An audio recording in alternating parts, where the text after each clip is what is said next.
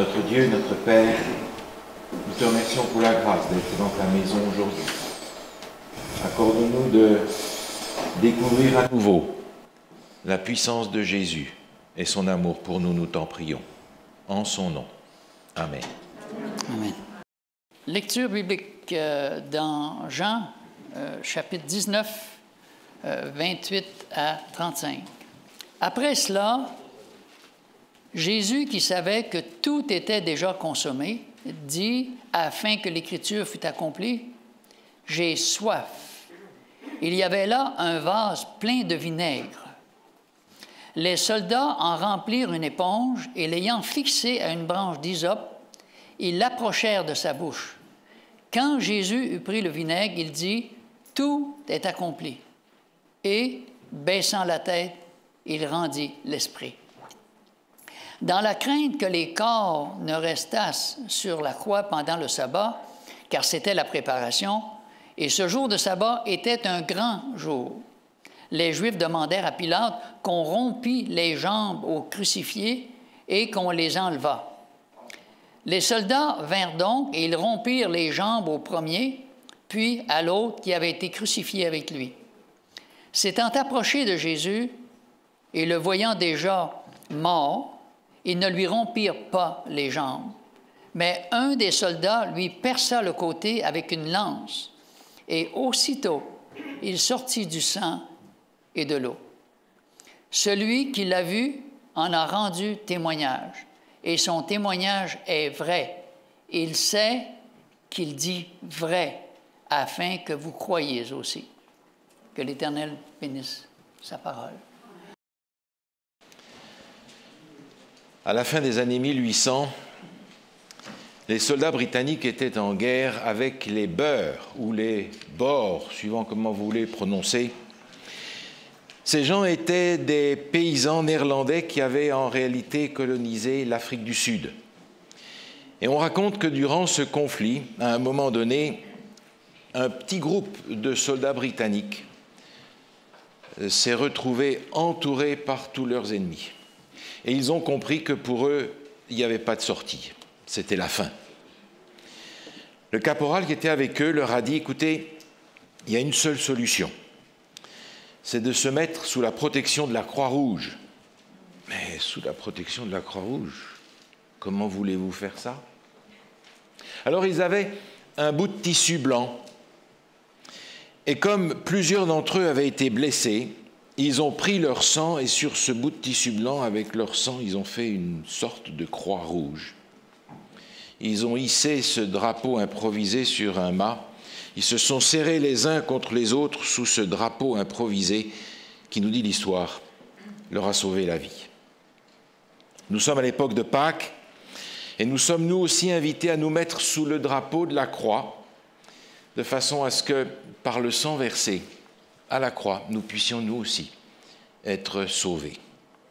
C'est un drapeau particulier, c'est un drapeau qui a coûté cher et qui vaut la peine qu'aujourd'hui encore, dans cette époque de Pâques, on se penche sur ces moments qui ont précédé la mort de Jésus. Une mort extrêmement significative pour nous chrétiens, un moment particulièrement important que l'on oublie parfois, pris par tout le reste des choses dans la vie chrétienne. Et j'aimerais que ce matin, nous prenions le temps de regarder à nouveau ces moments qui ont amené Jésus à faire ce sacrifice pour que nous puissions être sauvés. Mais au lieu de le faire au travers du texte du Nouveau Testament, des Évangiles, j'aimerais regarder ces moments avec vous au travers d'un texte de l'Ancien Testament qui se trouve dans le psaume 22. C'est un psaume particulier qui a été écrit par David. Et quand on y pense, ce psaume qui a été écrit 1000 ans avant Jésus ne peut pas parler seulement du sort de David. Quand on le lit, on y sent beaucoup plus que David. On y sent le fils de David. C'est véritablement un psaume prophétique dans lequel le fils de David parle lui-même. Une description vivante, une description extrêmement touchante de ce moment où Jésus fait le sacrifice suprême pour nous. Et c'est un psaume que j'aimerais regarder avec vous ce matin. Il est extrêmement structuré et organisé. Il est d'abord divisé en deux parties. Nous allons regarder la première partie qui va du verset 2 dans ce chapitre 22 des psaumes jusqu'au verset 22. Dans cette première partie, il y a 6 strophes. En réalité, vous le savez, ce psaume est un cantique. Il y avait sans aucun doute une musique. Et il y a 6 couplets dans cette première partie du psaume 22. Et ces strophes sont organisées d'une façon tout à fait particulière. Les strophes impaires, la première, la troisième, la cinquième, sont centrées sur ce que Jésus vit au moment où il est sur la croix. Et les strophes impaires, 2, 4 et 6, sont tournées vers ce que Dieu peut faire pour lui alors qu'il est sur la croix. Une première partie orientée vers la douleur, vers l'angoisse que Jésus vit, et une autre vers la délivrance que Dieu peut apporter. Nous allons regarder cette première partie aujourd'hui, et j'aimerais penser à ce texte du psaume 22 d'une façon particulière, parce qu'il contient plusieurs phrases, plusieurs versets que nous retrouvons dans le récit de l'Évangile. Et je n'ai pas de mal à imaginer que Jésus sur la croix a récité en lui-même ce texte du psaume 22. C'est un texte qu'il connaissait, qu'il avait probablement, comme beaucoup d'autres textes de la parole de Dieu, appris par cœur. Un texte qu'il comprenait comme parlant de lui-même, de ce qui allait lui arriver. Et maintenant, sur la croix, Jésus est en train de vivre ce qu'il a appris à son sujet dans ces textes de l'Ancien Testament. Et je n'ai pas de mal à imaginer Jésus sur la croix qui, n'arrivant pas à parler, parce que sur la croix, on ne fait pas un discours, mais qui a repassé dans son esprit ce texte qu'il connaissait probablement par cœur. Les psaumes, les couplets impairs, 1, 3 et 5, où Jésus exprime ce qu'il vit, sont centrés sur lui-même, sur ce que je vis, ce que je ressens. Curieusement, les autres, qui sont tournés vers la délivrance, parlent de Dieu, parlent à Dieu, et sont sur le registre de la deuxième personne du singulier. Alors j'aimerais regarder avec vous ce cantique. Le premier verset dit ceci. « Mon Dieu, pourquoi m'as-tu abandonné ? Et t'éloignes-tu sans me secourir, sans écouter mes plaintes ? Mon Dieu, je crie le jour et tu ne réponds pas, la nuit et je n'ai point de repos. » Ce texte commence par cette parole que Jésus a dite sur la croix. « Mon Dieu, pourquoi m'as-tu abandonné ?» Vous avez remarqué, Jésus ne dit pas, comme il le fait la plupart du temps, « Mon Père ». Il dit « Mon Dieu ». Il s'est passé quelque chose. Il se passe quelque chose de particulier sur la croix. Jésus a été mis sur la croix à 9 h du matin. On est à ce moment-là près de 3 h de l'après-midi. Et Jésus lance vers Dieu cette plainte. « Pourquoi t'éloignes-tu sans me secourir, sans écouter mes plaintes ?» Et le mot qui est utilisé ici n'est pas un mot qui désigne une lamentation. Il serait traduit probablement avec plus d'à-propos en disant « ce cri de détresse ». Et c'est véritablement ce que Jésus dit à Dieu. « Mon Dieu, pourquoi m'as-tu abandonné ?» Ça ressemble à ce cri de Job qu'il lance vers Dieu dans son livre au chapitre 30 et au verset 20. Il dit « Je crie vers toi et tu ne réponds pas, tu deviens cruel envers moi. » C'est exactement ce que Jésus ressent alors qu'il est sur la croix. Mais vous allez me dire, mais des crucifiés, il y en a eu des milliers. Les Romains les alignaient le long des rues pour illuminer le soir. Jésus n'est de loin pas le seul à avoir subi la croix. Mais la croix de Jésus, elle est spéciale, vous comprenez? Regardez avec moi ce texte dans le livre du prophète Ésaïe, au chapitre 53. Un chapitre que nous pourrions encore une fois lire en entier, mais permettez que nous ne lisions que 2 versets, le verset 4 et 5. Ésaïe 53, versets 4 et 5. Cependant, ce sont nos souffrances qu'il a portées. C'est de nos douleurs qu'il s'est chargé. Et nous l'avons considéré comme puni, frappé de Dieu et humilié. Mais il était blessé pour nos péchés, brisé pour nos iniquités. Le châtiment qui nous donne la paix est tombé sur lui, et c'est par ses meurtrissures que nous sommes guéris. Vous comprenez, la croix de Jésus, c'est autre chose. Il est en train, sur la croix, de porter nos péchés, lui qui n'en a pas commis. Et puis, ce que nous venons de lire dans l'Ancien Testament, on peut le lire dans le Nouveau Testament. Dans la 2e épître de Paul aux Corinthiens, l'apôtre dit exactement la même chose dans le langage du Nouveau Testament. 2 Corinthiens chapitre 5, au verset 21, il est écrit ceci.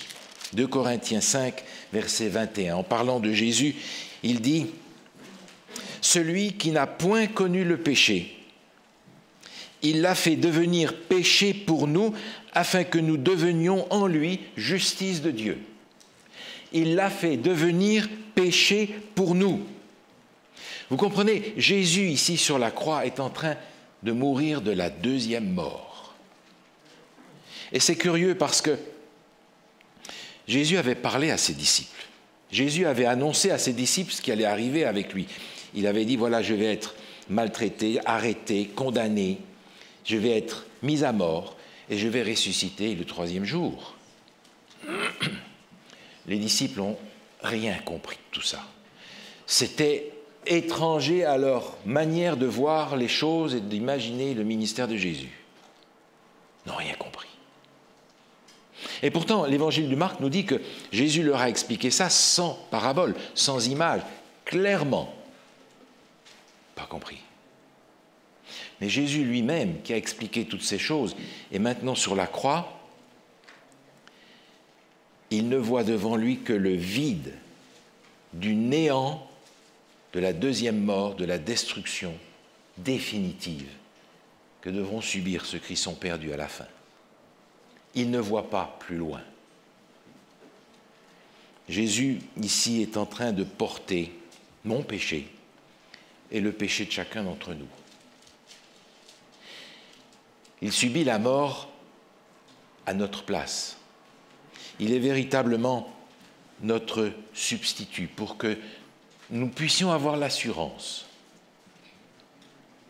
de ne pas avoir à passer par cette mort-là, cette destruction définitive. Et là, il se passe quelque chose d'unique dans l'histoire de toute l'éternité.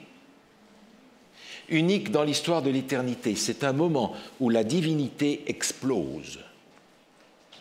Le Père et le Fils, Dieu et Jésus sont maintenant séparés pour la première fois. Jésus n'était pas habitué à ça. Toute sa vie, il était en contact profond avec le Père. Et c'est ainsi que Jésus a vécu cette vie sans péché.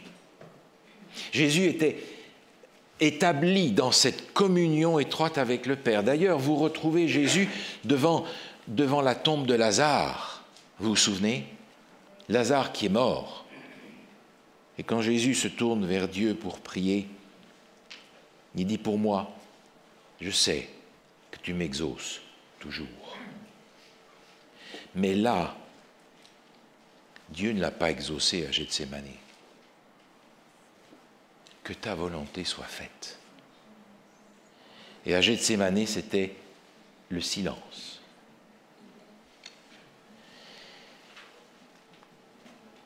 C'est la première fois que Dieu ne répond pas. Est-ce que vous avez fait aussi l'expérience d'un Dieu qui ne répond pas? Est-ce que vous avez fait l'expérience de la prière non exaucée, à nos yeux en tout cas? Est-ce que ça vous est arrivé de crier à Dieu et de lui dire « Seigneur, pourquoi m'as-tu abandonné ?» et d'être confronté au silence de Dieu? Est-ce que vous êtes senti un jour séparé de Dieu, condamné? Ce que je trouve merveilleux dans ce texte, c'est que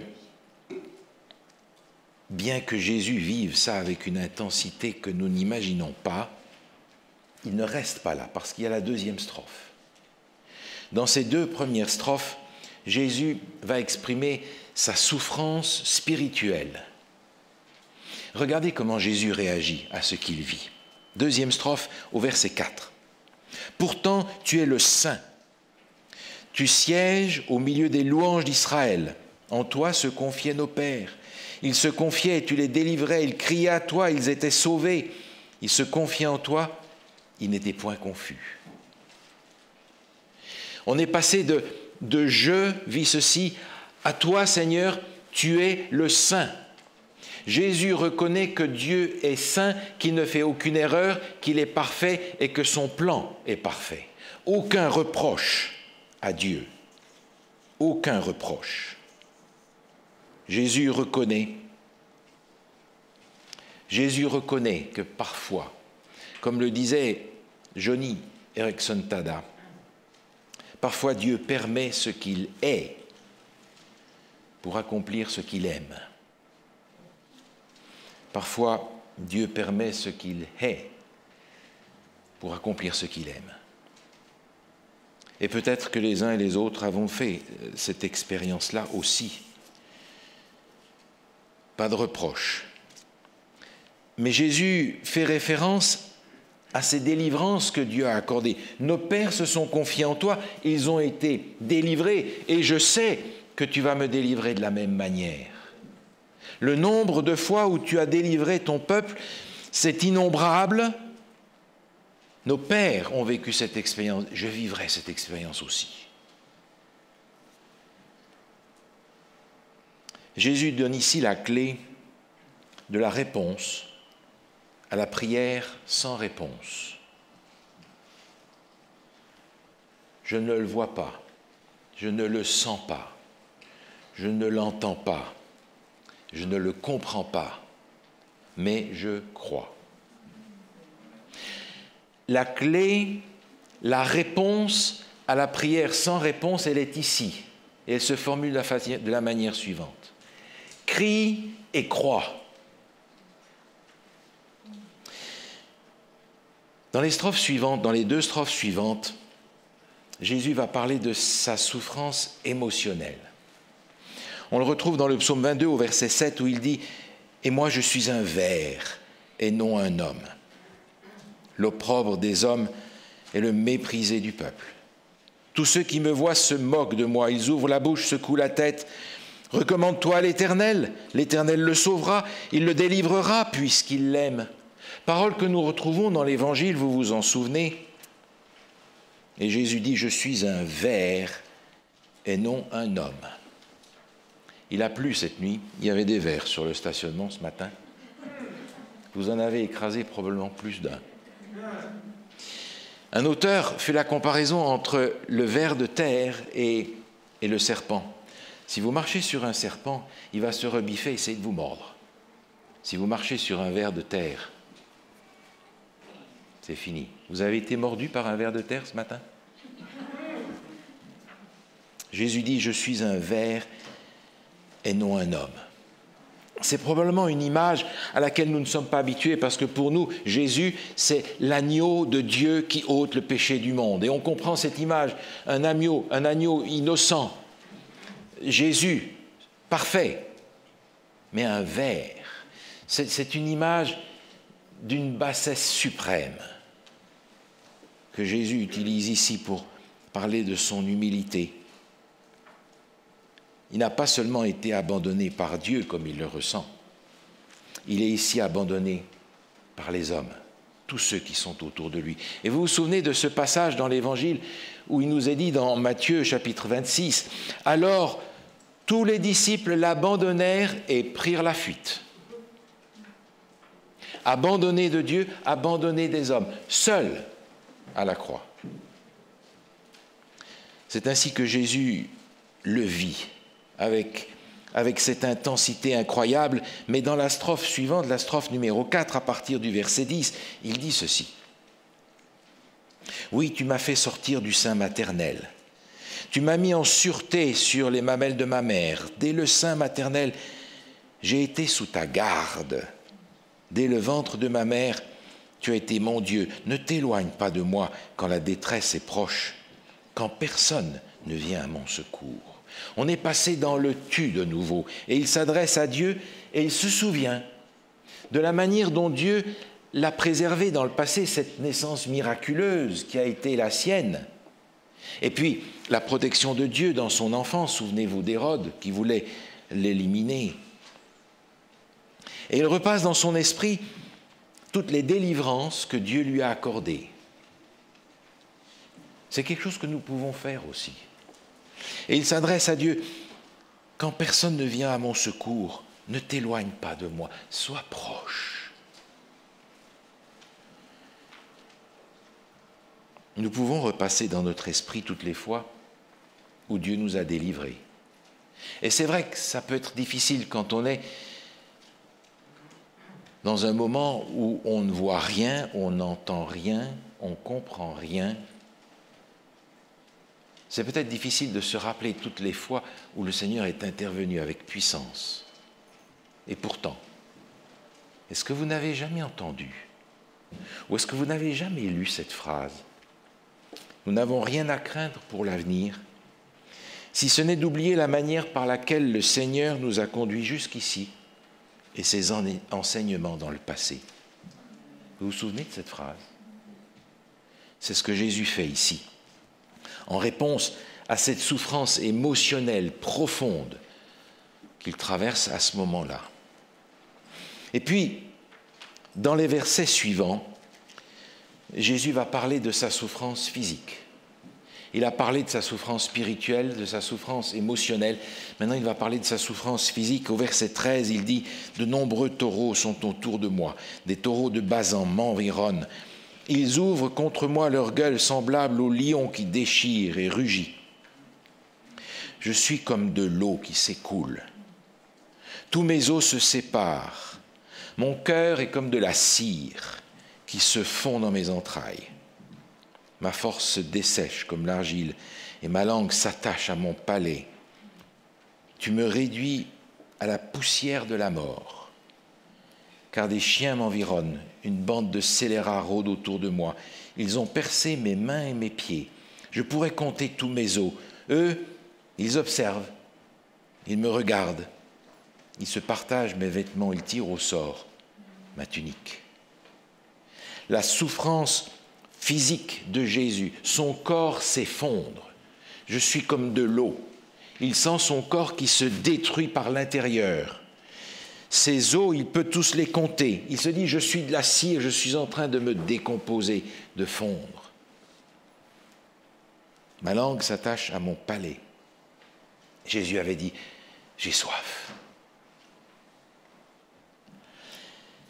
Ce qui est particulièrement intéressant dans ce couplet, c'est que Jésus va dire « Ils ont percé mes mains et mes pieds » sous la plume de David, 1000 ans avant Jésus. Mais en réalité, cette phrase fait clairement référence à la crucifixion. Ils ont percé mes mains et mes pieds. Mais la crucifixion, à ce moment-là, n'avait pas encore été inventée, elle n'était pas encore pratiquée. Il faut attendre 300 ans plus tard pour que les Perses commencent à faire ça. Texte prophétique de David.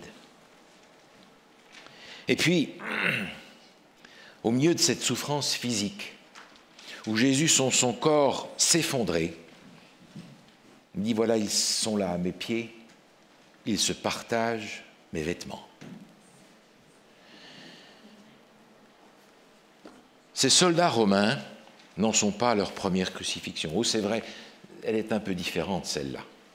Mais ils sont là, assis par terre, au pied de la croix, ils commencent à troquer les affaires de Jésus. Lui, il est là en train de mourir, juste au-dessus. Inconscient, tout va bien. Et je me pose la question, combien de fois avons-nous, nous aussi, été au pied de la croix, pris par toutes les préoccupations et les peccadilles de notre vie chrétienne, en oubliant complètement le sens de ce que Jésus a fait sur la croix pour nous. Complètement absent de la solennité du ministère de Jésus dans sa vie, dans sa mort. Occupé avec toutes nos petites histoires.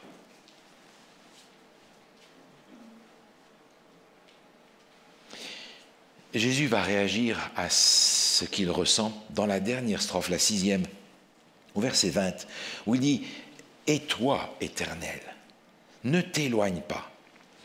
Toi qui es ma force, viens en hâte à mon secours. Protège mon âme contre le glaive, ma vie contre le pouvoir des chiens. Sauve-moi de la gueule du lion, délivre-moi des cornes du buffle.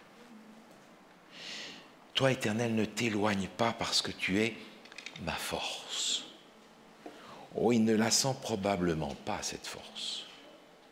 Mais il l'a saisie par la foi. Pourtant, David, qui a écrit ce psaume, a aussi écrit le psaume suivant, le psaume 23. Et dans ce psaume 23, David écrit « Quand je marche », au verset 4, « Quand je marche dans la vallée de l'ombre de la mort, je ne crains aucun mal, car tu es avec moi. » C'est ce que David peut dire. Parce que lorsque Jésus a marché dans la vallée de l'ombre de la mort, Dieu n'était pas avec lui. Il avait tourné son visage et il se sentait abandonné à la seconde mort. Et c'est pour ça que, aujourd'hui, si je traverse la vallée de l'ombre de la mort, je peux dire comme David dans le psaume 23, « Je ne crains aucun mal, car tu es avec moi. » Il y a un autre psaume, le psaume 42, qui souligne cette soif profonde de la présence de Dieu. Pour Jésus, le pire qui puisse arriver, c'est d'être séparé de Dieu, parce que la séparation d'avec Dieu, c'est le péché, et c'est la mort. Et c'est ce qu'il est en train de porter pour moi et pour vous. Le pire pour Jésus, c'est d'être séparé de Dieu. D'où ce cri « Ne t'éloigne pas, tu es ma force ». La soif de la présence de Dieu. Quand nous prions Dieu de nous délivrer, de quoi lui demandons-nous de nous délivrer ? La plupart du temps, nous lui demandons de nous délivrer des circonstances qui nous font souffrir. Est-ce que dans l'épreuve, le pire qui puisse nous arriver, c'est de sentir cette séparation d'avec Dieu, ou est-ce que ce sont les circonstances ? Dans ce psaume 42 est exprimée cette soif de la présence de Dieu, et ce psaume a été mis en cantique par Théodore de Bèze au XVIe siècle. Nous avons ce cantique dans notre recueil Hymnes et louanges, c'est le numéro 4. Permettez que je vous lise 2 strophes de ce cantique. Comme un cerf altéré brame après le courant des eaux, ainsi soupire mon âme, Seigneur, après tes ruisseaux. Elle a soif du Dieu vivant et s'écrie en le suivant, mon Dieu, quand sera-ce que mes yeux verront ta face ? Mais quel chagrin te dévore, mon âme, rassure-toi, espère en Dieu, car encore il sera loué par moi. Quand d'un regard seulement il guérira mon tourment, même au fort de ma souffrance, j'attendrai sa délivrance. C'est exactement le sens de ce cri de Jésus. Ne t'éloigne pas de moi, tu es ma force, je sais, et par la foi je la saisis. Ces 6 strophes expriment la souffrance spirituelle, la souffrance émotionnelle, la souffrance de Jésus sur la croix.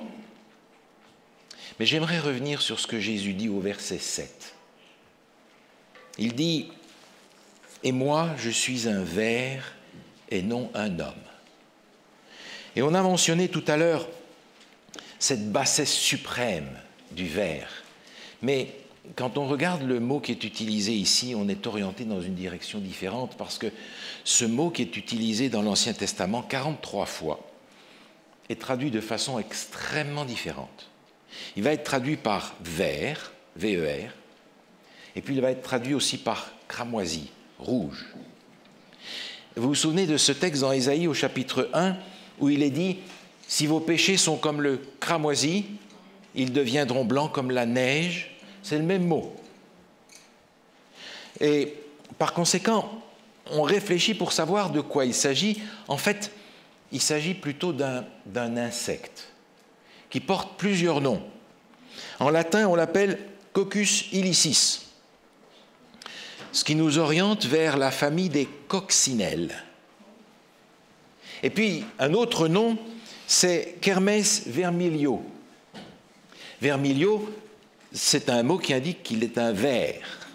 Mais en français, le mot a évolué d'une façon tout à fait différente parce que le mot vermillon, aujourd'hui, n'indique pas du tout un ver, il indique une couleur, rouge, rouge vermillon. C'est simplement parce qu'en réalité, cet insecte-là sert depuis l'Antiquité pour teindre les tissus en rouge. Et si vous regardez dans le texte biblique, lorsqu'il est question du sanctuaire, les tissus du sanctuaire sont teints en rouge avec cet insecte-là. Et on l'utilise encore aujourd'hui pour beaucoup de choses. On l'utilise pour les produits de beauté, on l'utilise dans les produits alimentaires. Mes sœurs, si vous mettez encore du rouge à lèvres, eh bien c'est ça que vous mettez. Parce qu'en français, on l'appelle la cochenille rouge. Et mes petits amis, si vous aimez les M&M's de toutes les couleurs et le Coca-Cola, cochenille rouge. Alors on va lui donner un nom très cachère. E120. E120 égale cochenille rouge. Vous ferez votre triage vous-même. Mais le fait que c'était le moyen par lequel les tissus du sanctuaire ont été teints dans l'Ancien Testament nous oriente vers Jésus de nouveau. Et Jésus dit « Je suis un ver ». C'est à cet insecte qu'il fait référence parce que cet insecte est particulier. Lorsque la femelle est prête à pondre ses œufs, elle va s'incruster dans l'écorce d'un arbre. Et lorsque les petits vont sortir, ils vont sortir sous le corps de la maman et ils vont se nourrir du corps de la maman pendant 3 jours. À la suite de quoi la mère va mourir. Et en mourant, son corps va se dissoudre et va laisser échapper un fluide rouge intense qui va colorer ses enfants qui sont sous elle et colorer l'arbre sur lequel elle s'est attachée. Et on pense qu'on parle d'un ver parce que dans ce processus, elle va perdre ses pattes. Et c'est probablement à cause de cela qu'on a appelé un ver. Mais cette image de ce que cette cochenelle rouge fait pour enfanter nous oriente vers ce que Jésus fait pour nous, ses enfants.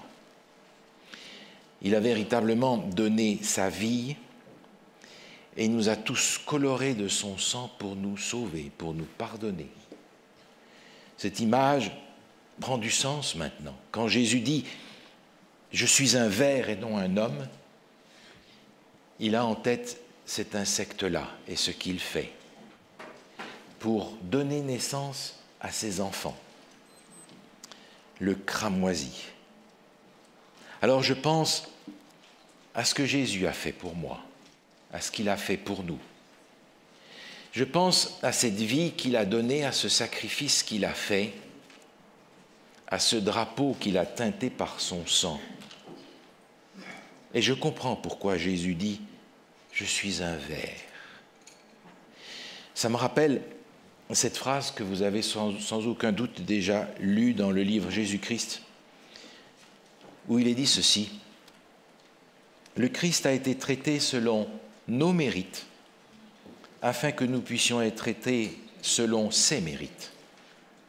Il a été condamné pour nos péchés auxquels il n'avait pas participé, afin que nous puissions être justifiés par sa justice, à laquelle nous n'avions pas participé.